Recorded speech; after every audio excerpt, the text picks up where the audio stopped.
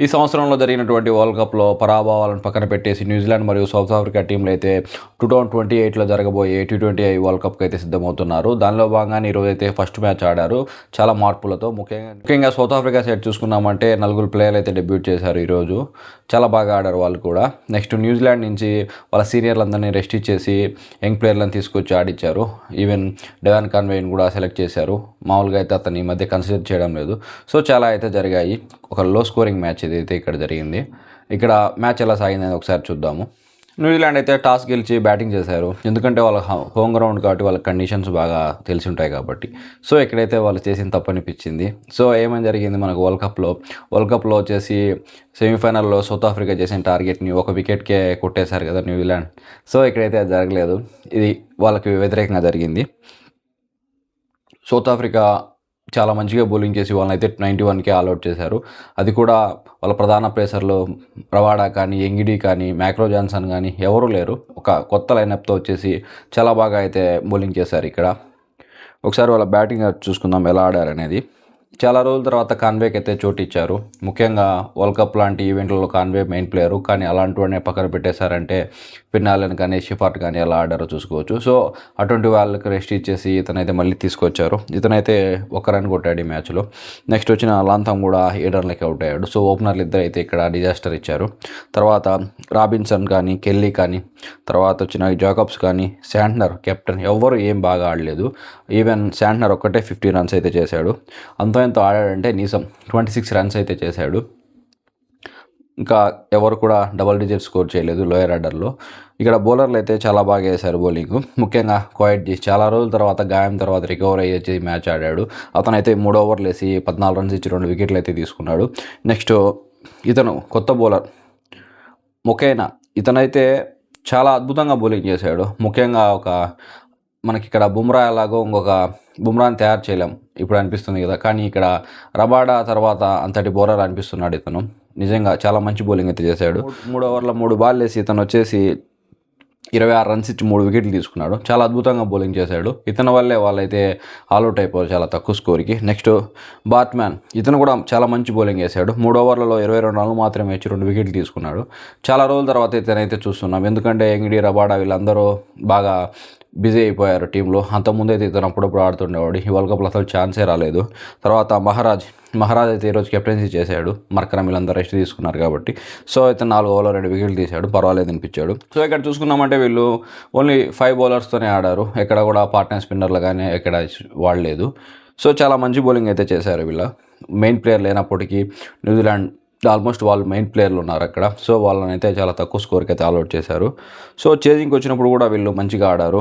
ముఖ్యంగా వాళ్ళ ఓపెనర్ వచ్చేసి డెబ్యూట్ చేసిన ప్లేయర్ అయితే 45 కొట్టాడు. అతను వచ్చేసి చాలా మంచి ఇన్నింగ్స్ ఆడాడు. సో ఇక్కడ హెర్మన్ అయితే మామూలుగా అతను పోయిన సంవత్సరం సౌత్ ఆఫ్రికా టీ20లో చాలా బాగా ఆడాడు. కానీ ఇక్కడైతే ఫెయిల్ అయ్యాడు. 7 కొట్టాడు. తర్వాత స్మిత్ ఇతను కూడా కొత్త ప్లేయరు 10 రన్లు అయితే కొట్టాడు. సో ఇక్కడ ఆ 45 చేసిన కొత్త బ్యాట్స్మెన్ ఉన్నాడు కదా, చాలా అద్భుతమైన షాట్లు అయితే ఆడాడు. అతని పేరు వచ్చేసి కానర్. అసలు ఎలా కొట్టాడంటే ఒక ఎక్స్పీరియన్స్ ప్లేయరు, మామూలుగా ఎక్కువ రోజుల నుంచి ఇంటర్నేషనల్ క్రికెట్ ఆడుతుంటాడు కదా, అలాంటి షాట్లు అయితే ఆడాడు. సో ఇతని వల్ల అయితే నెక్స్ట్ రాబోయే సీనియర్లకు కూడా ఇబ్బంది అయితే ఉంటుంది. నిజంగా ఒకసారి మీరు కూడా వాళ్ళ మ్యాచ్ చూడకుండా హైలైట్స్ అవి చూడండి. చాలా మంచిగా బ్యాటింగ్ చేశాడు. సో న్యూజిలాండ్ ప్లేయర్లు ఆల్మోస్ట్ అందరూ మెయిన్ బౌలర్సే ఉన్నారు. వాళ్ళందరినీ అయితే చాలా మంచిగా ఆడాడు. సో ఇక్కడ ఎందుకు ఆడలేదని చూస్తే సీనియర్ ప్లేయర్లందరూ, దానికి రీజన్ ఏంటంటే షెడ్యూల్ వచ్చేసి బిజీగా గడిపారు కదా. వరల్డ్ కప్ అంతకుముందు జరిగిన లీగ్ మ్యాచ్లు, అక్కడ వచ్చేసి వరల్డ్ కప్కి ముందు వచ్చేసి టీ20లో వచ్చేసి అలా ఒక్కొక్క కంట్రీతో 5 మ్యాచెస్ 3 మ్యాచెస్ అలా ఆడి బిజీగా ఉన్నారు. సో ఇక్కడైతే రెస్ట్ తీసుకున్నారు. నెక్స్ట్ ఇంకోటి ఏంటంటే త్వరలో PSL ప్లస్ IPL ఇవి లీగ్ మ్యాచ్లన్నీ స్టార్ట్ అవుతాయి కదా. సో అక్కడైతే వీళ్ళు కాంట్రాక్ట్స్ ఉంటాయి. సో వాటికి వెళ్ళే ముందు అయితే కొంచెం రిలాక్స్ మైండెడ్ ప్లస్ రెస్ట్ తీసుకుంటే వాటికైతే బాగా సన్నద్ధం అవుతారని వాళ్ళకైతే రెస్ట్ ఇచ్చారు. సో ఇక్కడ చూసుకుంటే IPL కానీ, PSL కానీ, లేకుంటే SA కానీ, లేదంటే బిగ్ బాష్ కానీ ఇవన్నీ డబ్బులు అయితే ఇస్తున్నాయి. కానీ మెయిన్ ప్లేయర్ల కెరీర్ అయితే వాళ్ళంతగా పట్టించుకోవడం లేదు నేషనల్ టీంకి. దానికి ఎగ్జాంపుల్ ఈ జరిగిన మ్యాచ్లు. ఇదేమంత చిన్న తప్పగా మ్యాచ్ కాదు, మెయిన్ మ్యాచ్లే కదా. ఇలాంటి మ్యాచ్లన్నీ ఆడడం, నెక్స్ట్ వరల్డ్ కప్కి అటువంటికి ప్రిపేర్ అవ్వడం అనేది ఎప్పుడైనా జరిగేది. కానీ ఇలాంటి మామూలు లీగ్ మ్యాచ్‌లన్నీ వచ్చినాంచి ఐపీఎల్ కానీ, లేకుంటే బిగ్ బాష్ గాని ఇవన్నీ నేషనల్ టీమ్‌కి పర్ఫార్మెన్స్ చేయాలంటే వీళ్ళంతా పట్టించుకోవడం లేదు.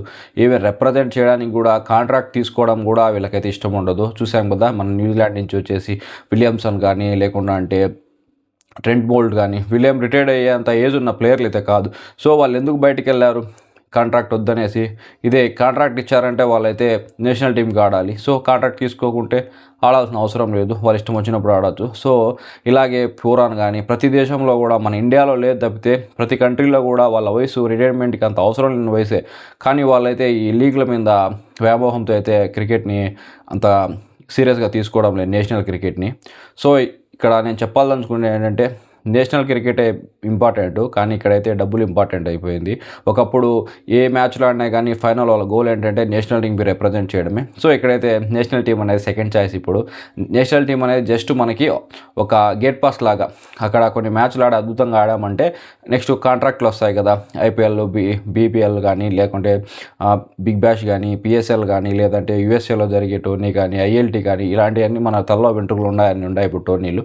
సో ఇక్కడ ఒకసారి హీరో అనిపించుకున్నామంటే నెక్స్ట్ ఆ స్టేజ్కి వెళ్ళిపోతాము. సో కంట్రీ వచ్చేసి మనకు అవసరం లేదు. అదే జరుగుతుంది. మీరేమనుకుంటున్నారో కామెంట్ చేయండి. ఈ మ్యాచ్ అయితే చాలా వర్స్ట్‌గా జరిగిందని నేనైతే అనుకుంటున్నాను. ఎందుకంటే మంచి ప్లేయర్లు న్యూజిలాండ్ సైడ్ ఉన్నాయి కానీ వాళ్ళైతే అంతా తక్కువ స్కోర్‌కి ఆల్అవుట్ కావడము, ఎటువంటి ఇబ్బంది లేకుండా సౌత్ ఆఫ్రికా కొత్త ప్లేయర్లు అంతా మంచిగా ఆడి విన్ కావడం అనేది న్యూజిలాండ్ కూడా చాలా వర్స్ట్‌గా తయారవుతుంది రోజు రోజుకు. ఇలాగే ఉంటే వీళ్ళు నిజంగా జింబాబ్వే కానీ, నెక్స్ట్ వచ్చే నెదర్లాండ్ కానీ చాలా మంచిగా బిల్డ్ అవుతున్నారు. వాళ్ళు ఒకవేళ ఛాన్సులన్నీ రాకేమన్నా అలా ఉండారేమో కానీ వాళ్ళు నేషనల్ టీమ్ బాగా బిల్డ్ అవుతుంది. న్యూజిలాండ్ కానీ ఇట్లాంటి ఈజీగా ఓడించగలిగే టీమ్స్ అయితే వాళ్ళు తయారవుతున్నారు. మీరేమనుకుంటారో కామెంట్ చేయండి. Thanks for watching this video.